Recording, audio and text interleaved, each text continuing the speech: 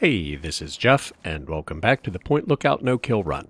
I'm back at the Disaster Relief Outpost because there's usually a group of smugglers outside Marcella's tent when you take her the Krivbeknia. I realized we haven't seen a single smuggler this whole playthrough, and I thought maybe there was a glitch preventing them from spawning. Well, it turns out they were here, but they were already dead, which is why I didn't see them. I'm guessing they were killed by the swamp folk I inadvertently kited over here from Dove Delta. I said if you confront Obadiah, he basically admits he hired the killers, but their absence made Luce suspicious of the swamp folk, who also have a motive. It's not exactly a happy ending, but it does clear the swamp folk of wrongdoing, and it's certainly some poetic justice for Marcella. Anyway, it's time to fish or cut bait with Desmond's jammer. On one hand, there's no doubt the tribals would be better off with Calvert out of the picture. On the other hand, it's not entirely clear how Desmond's plan is supposed to work. If the jammer can determine the direction of Calvert's broadcast, measuring it from 2 locations would let Desmond triangulate Calvert's position. Even if it only measured signal strength, we could still do it with measurements from 3 locations, like how I found the GNR transmitter with math. I'll put a link in the description if you didn't see that experiment. All of which makes sense, but Luce has some concerns about what Desmond meant when he said it would make Calvert try harder. We know the jammer was limiting Calvert's projection range to the cave under the cathedral. And we know it's not active right now because Desmond said he'd turn it back on after we spin it to the top of the Ferris wheel. The thing is, the top of the Ferris wheel is about the same altitude as the roof of the mansion, so there's no reason to believe the jammer would be any more effective here than it was there. And we know Calvert has some way of locating the jammer, either with technology or from spies, because that's why he sent the tribals to attack the mansion in the first place. When Desmond turned it off to move it, Calvert would have quickly realized Desmond had changed tactics, and he's had plenty of time to plan and give the tribals new orders since then. So bottom line, Luz is worried that making Calvert try harder is less about signal strength and more about triggering a bloodbath when Desmond turns the jammer back on. She doesn't want to see any more tribals get hurt, or innocent bystanders like Panada, or let's be honest, herself. But whatever the case, she has a sudden premonition that the other shoe is about to drop. It is I, Professor Calvert. Don't bother looking around. I'm in your mind.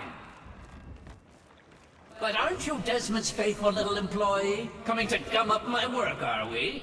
Well, I have a better idea.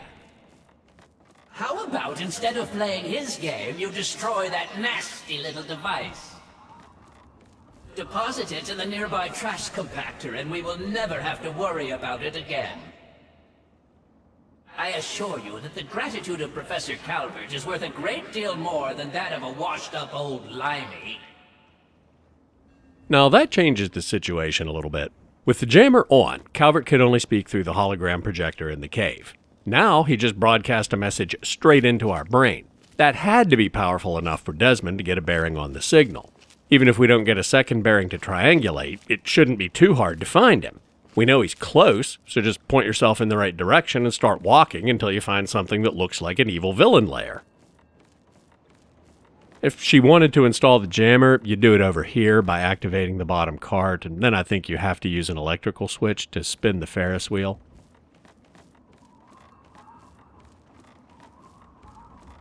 But Luce is going to do what Calvert asked and destroy the jammer, which you do with the trash compactor down here.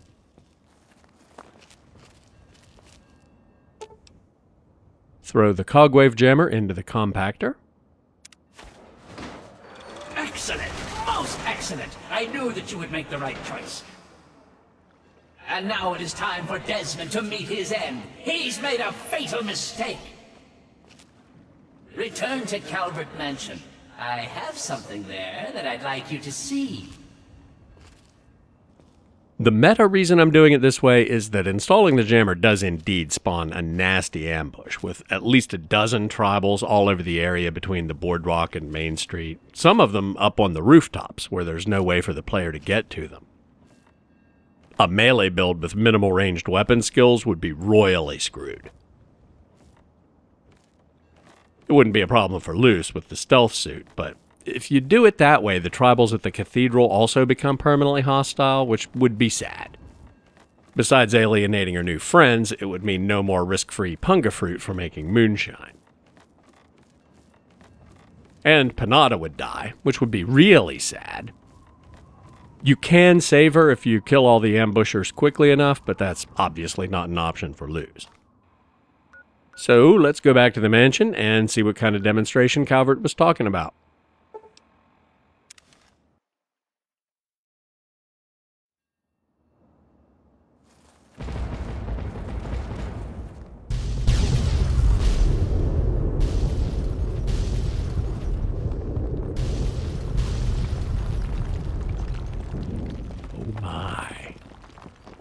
I like how the heat of the explosion makes the metal frame of the aviary glow.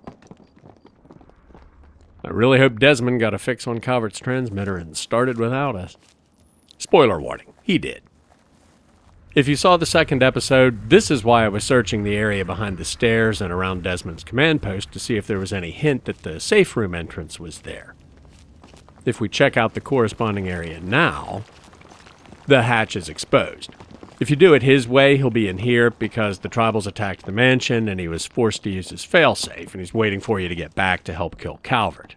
Doing it Calvert's way, it's not really clear why the mansion blows up. My best guess is Calvert's demonstration was only supposed to be watching the tribals kill Desmond, and Desmond triggered it himself when they attacked, just like if you do it his way. But since he got a fix on Calvert's location, he headed straight there instead of hiding in the safe room. I mean, at this point, he has to assume we betrayed him, so why would he wait for us to get back?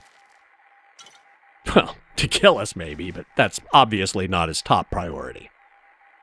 Anyway, I'm gonna finish looting and walk down to the lighthouse, just to be sure we don't land on top of a mirelurk if we fast travel. I'm not sure how we know to go there.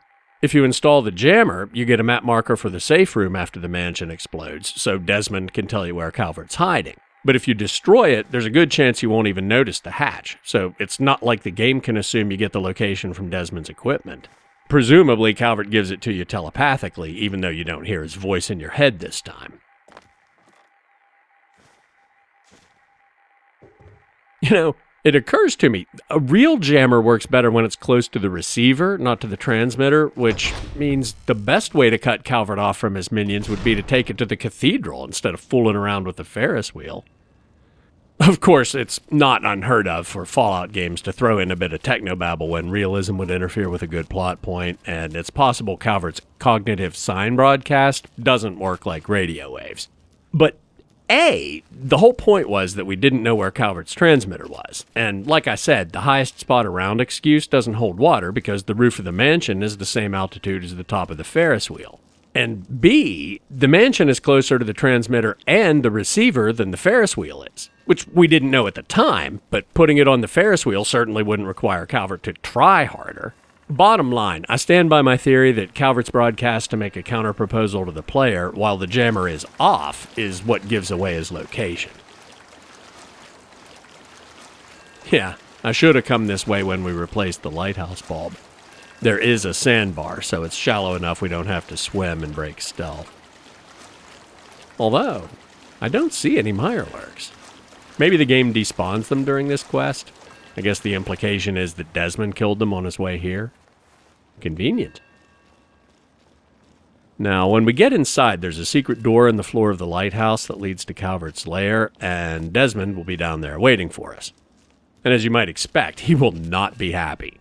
But it's actually not that hard to talk him down. No speech challenge or anything, and it's not a conversational minefield where you have to kiss his ass. He doesn't seem to care if you're annoyed about running so many errands for him. Just avoid the openly hostile options. Of course, Luz isn't annoyed. She's actually pretty happy with how everything's turned out so far. Anyway, he should be waiting in the first room we come to. You bastard!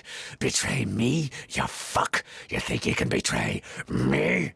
You have one chance, exactly one chance to fucking redeem yourself in my eyes.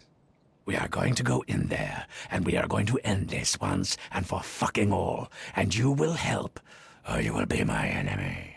And you do not want to be my enemy. I've been looking for you.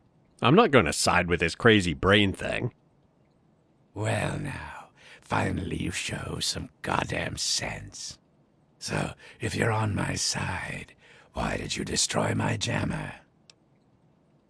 Look, When you moved the jammer, Calvert knew we were up to something and had time to prepare countermeasures. This was the best way to get him to drop his guard. And you? Impressive. Very impressive. Perhaps there's more to you than meets the eye. I suppose I had you wrong, and that in itself is a once-in-a-lifetime event. And here's the first mod feature. The first two options are vanilla, the third one is new. I'll explain why it's necessary when I get into the technical details at the end. Thanks, but I'm counting on you to do the fighting. I'm a pacifist. Brace yourself, my friend. You're about to witness the end of an era. And now we can let him clear out the lab. We will need to unlock a few doors for him, and I'll disable any turrets that have control terminals. In fact, Luce has the robotics expert perk, and with the stealth suit it should be easy to sneak up and disable the robots. Look what we have here. You may want to run now. That takes care of that. The terminals in these offices explain a bit about the lab. They started with the technology that was already being used to make robo-brains and tried to improve it. They discovered how to tweak conditions in the biomed gel to retain full cognitive function, sustain it indefinitely, and even stimulate psionic ability. I'm not aware of any canon connection to the think tank brains in Old World Blues beyond biomed gel being used all through the franchise for various brain-in-a-jar characters, so it was probably parallel independent research. At some point, Professor Calvert joined the team, likely due to his brother, the Senator, pulling strings. It's not clear what Desmond did that forced Calvert to become a test subject, or if he was even telling the truth about him being responsible. For all we know, Calvert might have wanted to be free of his body. And the rest, as they say, is history. I think I bumped into that one. I'll disable the turret first. Nice. No turret control. Unlock the door anyway.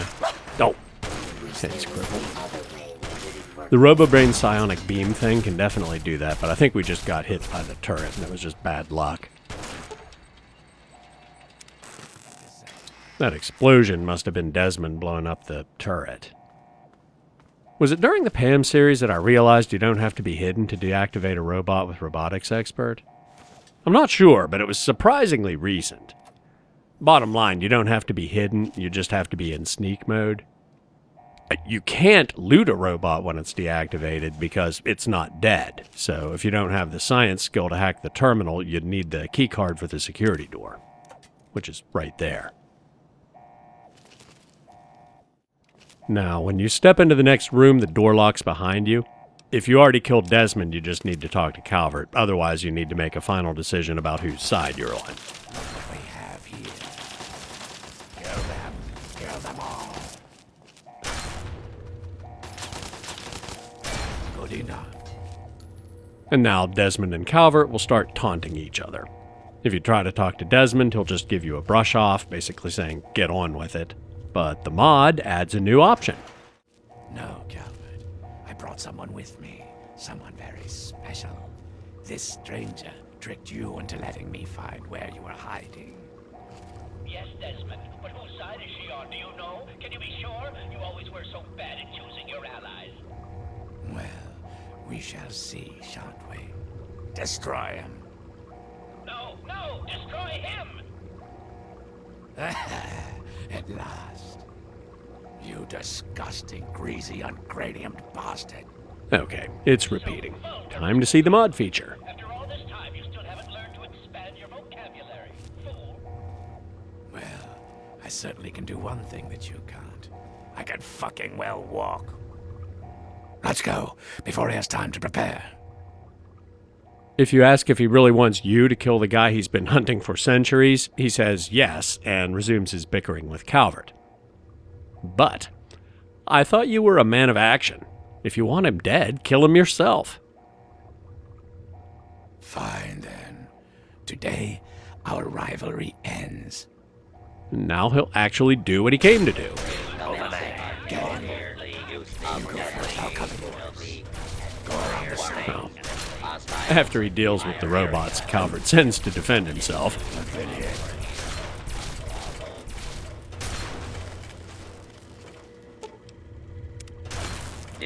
Well, that's weird.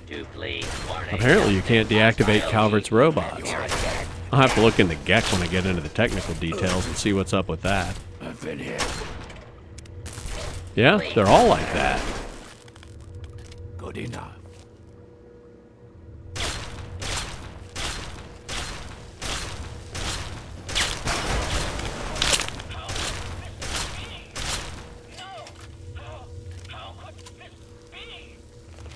At last, the world is rid of that sniveling, disgusting, arrogant brain. Think of it. Everything he learned, everything he had, it's all here, and it's all mine. Mine. What's so great about his stuff? Moron. You cannot possibly comprehend what this is worth. I've been battling with Calvert for over 200 years, and now at last I am the victor. And now, 200 years of technology, knowledge, and research that he stole from me. Every time he beat me, it doesn't matter now. Cool. So where's my cut? You're free to take whatever you find in this disgusting place. What I came for is of no interest to you. Enjoy your spoils. I don't think our paths will ever cross again. And I think we can both thank Christ and say hallelujah for that. Now, Desmond may be vulgar and a bit arrogant, but he is true to his word. We're welcome to take any or all of the loot, and it's definitely a suitable reward for our trouble. In addition to a ton of ammo, chems, and other valuable stuff, there's a unique weapon, the microwave emitter. None of which seems to interest Desmond at all. He just heads into this room and stands there checking out the mainframes. Maybe trying to extract data related to their feud or something? Don't know. But the loot room is right here. It also has a back exit which can't be unlocked from the outside. That ladder? Now, loot. Despite looking identical to the Mesmetron, the microwave emitter is quite lethal. In addition to good base damage and ridiculous crit damage, it can set enemies on fire or even disintegrate them, and instead of Mesmetron ammo, which you can only buy from Grouse, it uses the much more common microfusion cells. Yeah, damage 52 even with Luz's rock-bottom energy weapon skill. Only useful to her as a souvenir, but pretty sweet for an energy weapon user. The exit ladder comes out on an island beyond the lighthouse, and there's a sniper on another nearby island. It's kind of like level up. Was not expecting that. Bear with me. Barter up to 80. Repair up to 100, and we can finally retire the Vault utility suit. One less thing to carry. And put the last point in medicine. That'll work. The real dilemma is going to be the perk. I'm probably overreacting because I just got my head crippled 5 minutes ago, but we already have cyborg and wired reflexes, so we might as well go all in on the augmentation. Adamantium skeleton it is.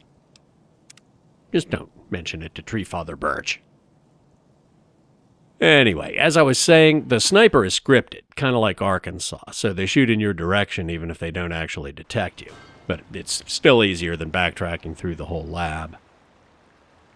There's the sniper shack, but no sniper. Not gonna lick that gift horse in the mouth.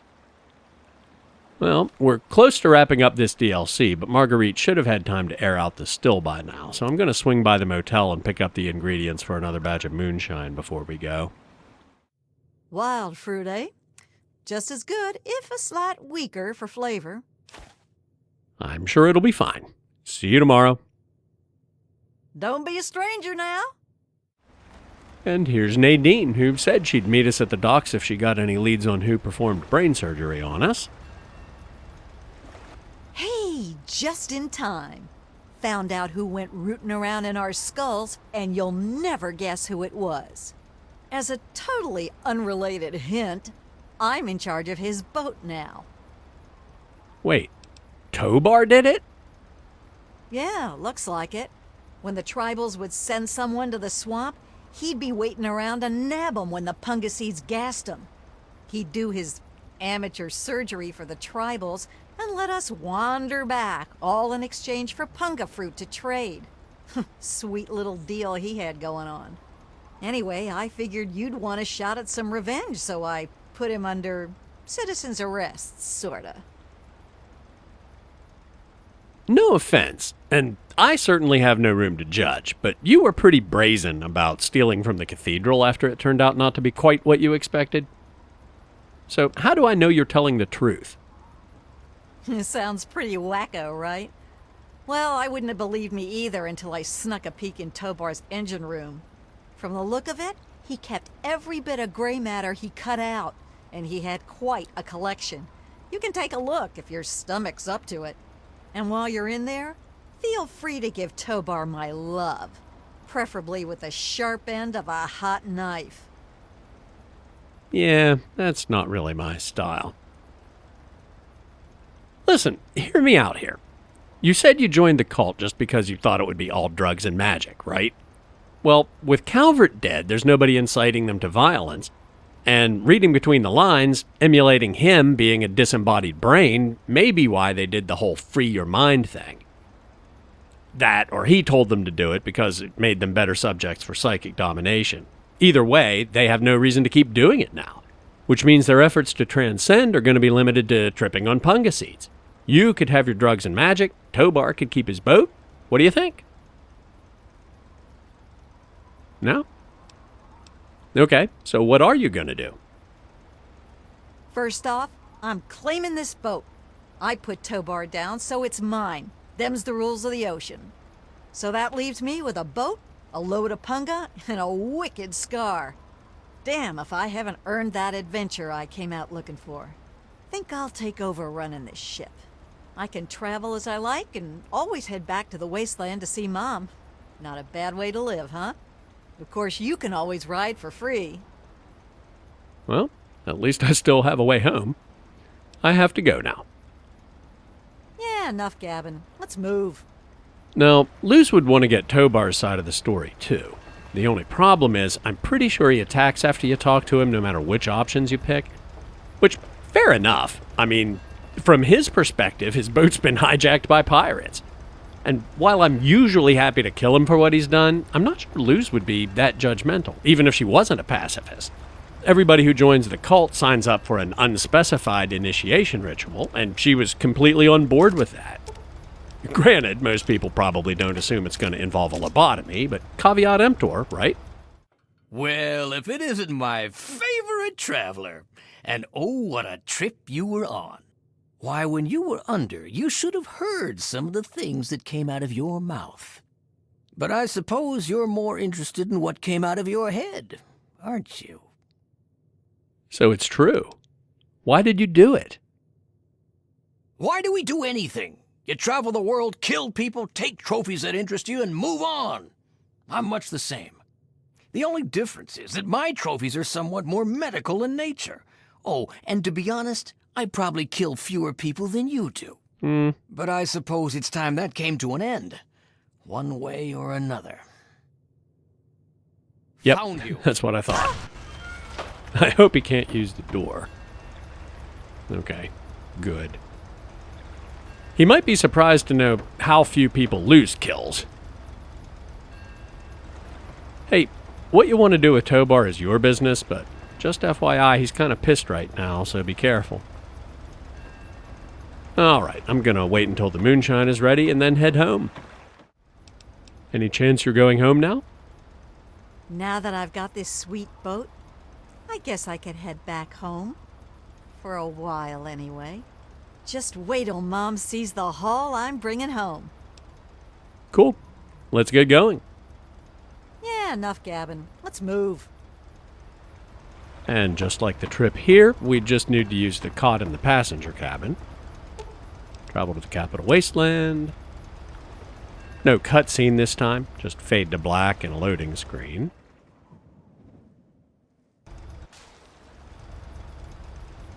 And here we are back in the Captial Wasteland.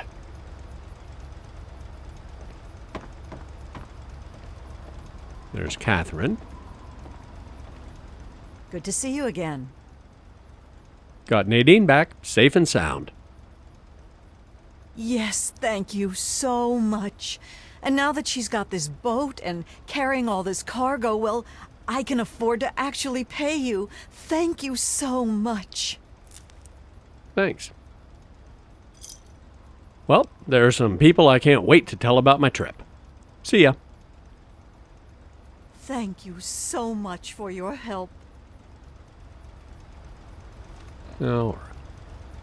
You know, when we were being shot with a 44, there wasn't really time to verify Nadine's story that Tobar had a collection of brain tissue in the engine room.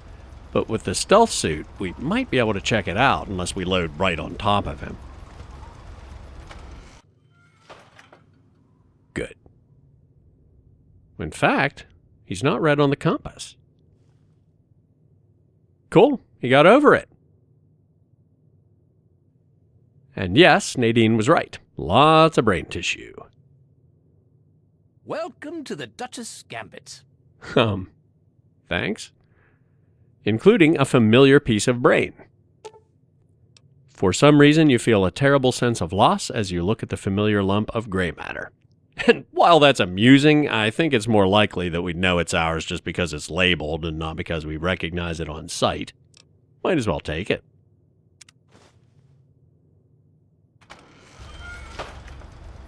And this is the part that was holding me back. I know it sounds weird, but I really do feel freer since he removed it. I'm not pushing the idea, but I can introduce you to him if you're interested. The Tree Minders and the Church of Adam took a pass, but I thought people here might be more comfortable with biological stuff. You know, since you showed me the hematophage thing and all that. Well, just let me know if you want me to hook you up. The family welcomes your return with open arms. I take it that's a no, then. Okay, role-playing isn't the only reason I came here. It's on the way to another location I need to visit. Not the most efficient route, but it does bypass a Talon Company spawn point without having to worry about whether anything I did in Point Lookout raised my karma to good. So, what did you bring me? I bet you thought I was going to forget. Here's all the sugar bombs I've got. Excellent. Keep it coming. And I did sell all those blood packs to Vance while I was there, but I'm gonna cut that out during editing to sell the gag. Before we exit... Okay, good. We are still neutral, so I don't have to go back through Moresti. Now, we still have to grant Marcella's dying wish. Other than Broken Steel, which is heavily integrated with locations and characters in the base game, I think Point Lookout is the only DLC that requires you to do something in a vanilla location to finish it. Well, it's not required because you could just sell it to Obadiah, but you know what I mean. Fortunately, she left us the coordinates. You can also get a map marker from Ronald Laren if you ask him about the area around Girdershade, so you might already know where it is by pure coincidence, but I didn't ask him. For some reason, I've always found the Dunwich building incredibly frustrating to navigate. I frequently use it as a basis of comparison with maze-like locations in other games. Which, to be fair, the game designers probably did on purpose, because being disoriented is certainly consistent with the Lovecraftian vibe. And there's probably an element of self-reinforcing behavior there, because as many times as I've played Fallout 3, if I'm running a build that doesn't really need the melee weapons bobblehead, like loose, I just avoid it. But with the ghoul mask, maybe it won't be so bad. You know, I won't get turned around dodging and weaving in combat, so it should be easier to keep my bearings. There's evidence of at least 3 previous expeditions into the building, one of which seems unrelated to the book, just some adventurers who bit off more than they could chew. The other 2 are directly related to the book and each other, and they both have journals scattered around the building. Instead of reading aloud a dozen walls of green text when we get there, I'll just summarize. A guy named Jamie and his father were explorers together somewhere north of the Captial Wasteland 40 years ago, give or take. His dad started acting weird after he found the Krivbekne and took off on his own. He felt compelled to take it to the Dunwich building, but got trapped by ghouls. The radiation ghoulified him too, after which they ignored him, but that also made him lose what little he had left of his mind, and he forgot why he was there. Jamie eventually tracked him down, but didn't recognize him and killed him. He only realized who it was when he saw the book. He said he was going to take it away, but between exhaustion and depression, he didn't leave right away and ended up just like his dad, ghoulified and insane. And interestingly, all of that was in the base game before Point Lookout was released. Sadly, there's nothing that connects the dots of who took the book away from Jamie or how it got back to Point Lookout. Or, for that matter, how it got from Point Lookout to wherever Jamie's dad found it 40 years ago. And we should be getting pretty close. Yep, right there. If I can get down this cliff without breaking my legs, we'll be in good shape. There's a journal entry from this guy's partner deeper into the building who was wondering why his friend never came back with more ammo, but like I said, that seems completely unrelated to the Krivekna.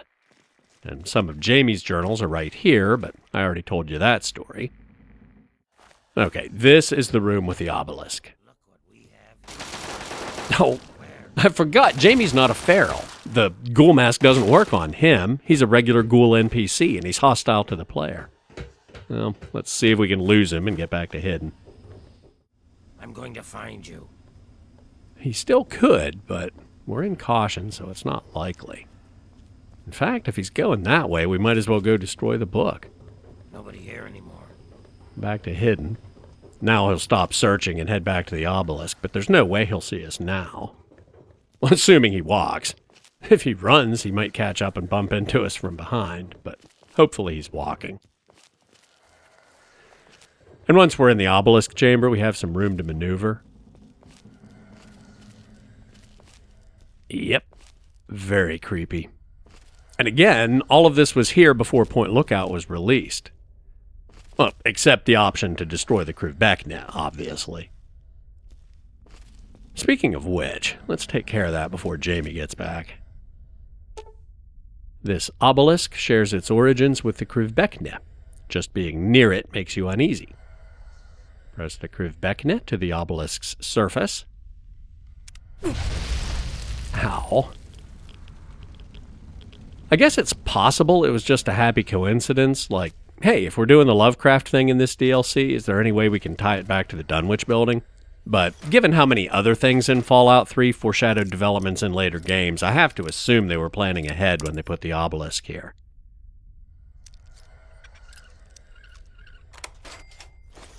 There was an interesting conversation in the comments last week about destroying the Krivekna. Even a skeptic has to admit the violent reaction proves there are unexplained properties involved. There's Jamie. So, it's plausible that the centuries-old back and forth of different factions stealing the book from each other isn't just because it's unique and therefore valuable. Jamie and his dad's journals, and even some of Marcella's dialogue, suggest that at least some people who possess it are influenced by either the obelisk or the book itself to unite them. So, what if they're just manifestations in our universe of some extra-dimensional force, and letting the obelisk consume the book is exactly what one or both of them want? Which is consistent with the Lovecraftian vibe. In which case, we might have just done more harm than good. Not taking sides in that argument because there's no way to know for sure, but maybe we should give Nadine a heads up to look out for a thousand-eyed abomination that drives people insane just by looking at it, rising from the bottom of the sea the next time she takes the boat out for a spin. And here's the melee weapons bobblehead. Useless to lose, but there's no reason not to take it. Fill out the bobblehead stand a little more. And that's it for Point Lookout. One criticism I remember hearing about it after it came out was that some people weren't thrilled by the inclusion of what they considered fantasy elements in it, but I kind of took a Clark's Law approach. Any sufficiently advanced technology is indistinguishable from magic.